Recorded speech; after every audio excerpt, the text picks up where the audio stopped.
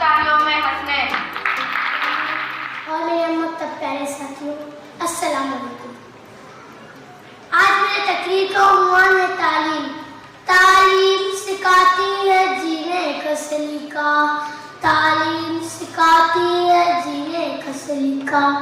فانوس بن کر جس کی حفاظت ہوا کرے، وہ شمع کیا بجھے جسے روشن خدا کرے۔